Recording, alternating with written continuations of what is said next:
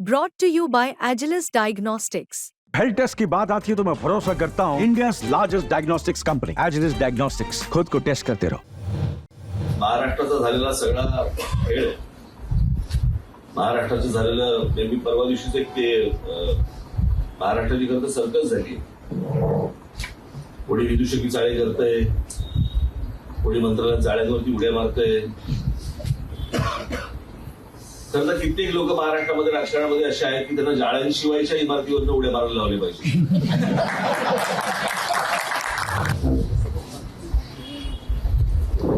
आदरणीय व्यासपीठ आणि जमलेल्या माझ्या सर्व साहित्यप्रेमी बांधवांना बघितलं, माझ्या आयुष्यातलं सर्वात छोटं भाषण मी आज करणार आहे. साहित्यिकांसमोर आपण काय बोलावं? आम्ही बोलण्यासाठी म्हणून जे भाषा आम्हाला देतात किंवा त्यांची भाषा वाचून आम्ही पुढे जेव्हा जातो त्यांच्यासमोर आम्ही बोलायचं नसतं, त्यांच्यासमोर आम्ही ऐकायचं असतं. पण मला असं वाटतं की एवढी प्रचंड उज्ज्वल परंपरा आज हे फोटोच काय ते सगळं सांगतात की महाराष्ट्र म्हणजे काय आणि महाराष्ट्राचं वेगळेपण काय आहे आणि ते इतर राज्यांपेक्षा वेगळं काय आहे. आज संजय नहार यांनी मला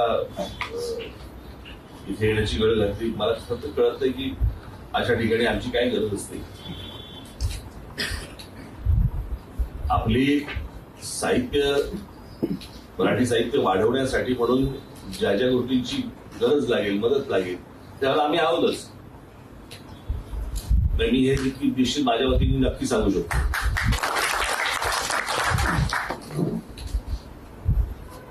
पण अन्यथा आम्हाला काही या साहित्य संमेलन आणि या सगळ्या गोष्टींमध्ये ऐकायला बोलवावं, बोलायला बोलू नये.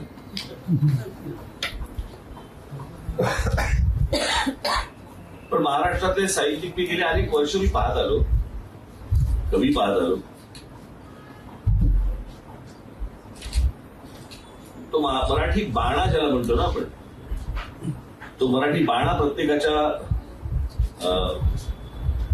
अंगात मनात रुजलेला असायचा आणि योग्य वेळी जे ठणकावून सांगणे राजकारण्यांना बिघडलेल्या एकूणच सांस्कृतिक आणि बाकीच्या सगळ्या गोष्टींना जे ठणकावून सांगण्याची जी धमक, हिंमत जी काही वर्षांपूर्वीची होती, मला ती आज मला कुठेतरी कमी दिसते असं निश्चित वाटतंय.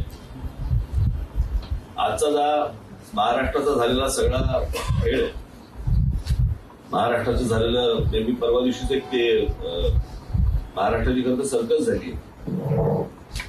कोणी विदूषकी चाळे करतंय, कोणी मंत्रालयात जाळ्यांवरती उड्या मारतंय. खरं तर कित्येक लोक महाराष्ट्रामध्ये राजकारणामध्ये असे आहेत की त्यांना जाळ्यांशिवायच्या इमारतीवरनं उड्या मारायला लावले पाहिजे.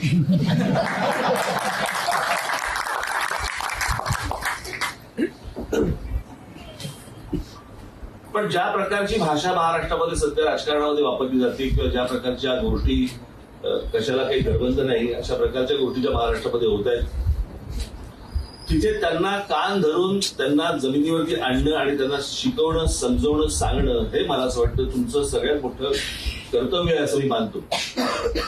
तुमच्याकडे ती त्या अधिकारवाणीने तुम्ही बोलू शकता, सांगू शकता.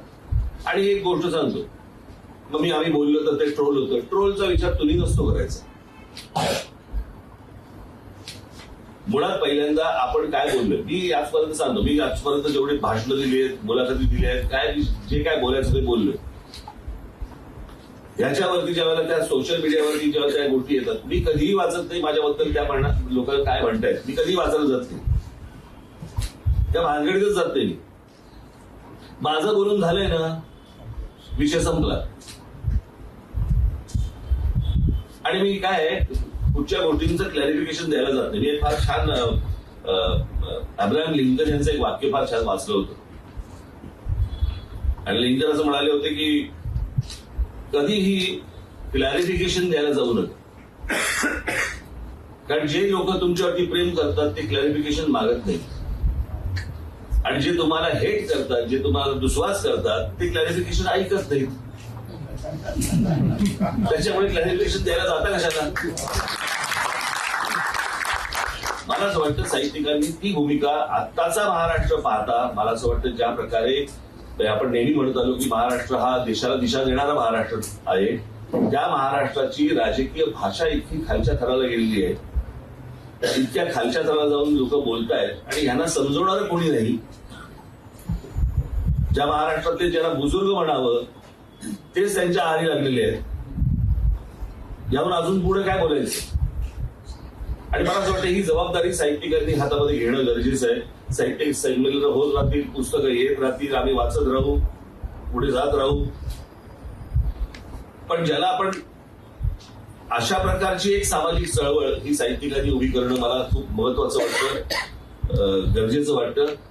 की या सगळ्या ह्याच्यामध्ये काय झालंय आता की ज्या प्रकारची भाषा राजकारणामध्ये येत चाललेली आहे, भविष्यातली जी लहान लहान मुलं जी आहेत ज्यांना राजकारणामध्ये यायची इच्छा आहे त्यांना वाटते हे राजकारण, ही भाषा म्हणजे राजकारण. आणि आता काय झालंय की ह्या सगळ्याच्या हे सगळे चॅनलवाले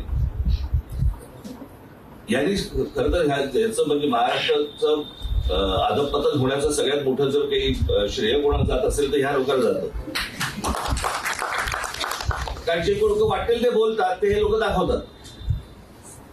यांनी ज्या दिवशी दाखवायचं बंद करतील त्या दिवशी हे सगळं बंद होईल. पण मला असं वाटतं की ह्या राजकारण्यांना कुठेतरी एक चार खडे बोल सुरवण्याचं काम साहित्यिकांनी भविष्यामध्ये करावं. साहित्य संमेलन होत राहतील, ह्या चळवळी होत राहतील, ज्यासाठी आम्ही काय करायचंय एवढं फक्त तुम्ही सांगायचं असतं आणि आम्ही ते फक्त करायचं असतं. आज मला या कार्यक्रमाला इथे बोलवलं, मला बोधचिन्हाचं निवड करायला सांगितली. मी बाकीची जी बोधचिन्ह ज्यांची जागी होती त्यांची मी दिलगिरी व्यक्त करतो, त्यांना वाईट वाटू नये, कारण हक्काची खूप होती हो. त्यातल्या त्यात महाराष्ट्राचं प्रतीक म्हणून मला असं वाटतं की एक राजमुद्रा आणि महाराष्ट्राचं पेन ही गोष्ट त्याच्यामध्ये यावी असं मला त्या बोधचिन्हात वाटलं. आणि ती बोधचिन्ह आज आपल्यासमोर इथे सर्वांच्या साक्षीने प्रकाशित झालं. मी संजय नहार यांना खास करून मी त्यांना धन्यवाद देईन. त्यांचं माझ्या वडिलांवरती प्रचंड प्रेम आणि बहुधा त्याच्यामुळे माझ्यावर असेल. पण संजय, आपण एखाद्या गोष्टीची चळवळ उभी राहते, ती चळवळ नुसतीच उभी राहत नाही, माणूस चळवळायला लागतो. तसं संजय नहार हा स्वतः माणूस चळवळे आहे आणि त्याच्यात आज त्याची एक मोठी संस्था काश्मीर पासून अनेक ठिकाणी काम करते. मी संजय यांना पण मी मनपूर्वक धन्यवाद देईन, त्यांचे आभार मानेन की मला त्यांनी आजच्या या कार्यक्रमासाठी म्हणून ऐतिहासिक वास्तूमध्ये मला बोलवलं, त्याबद्दल मी त्यांचे आभार मानतो.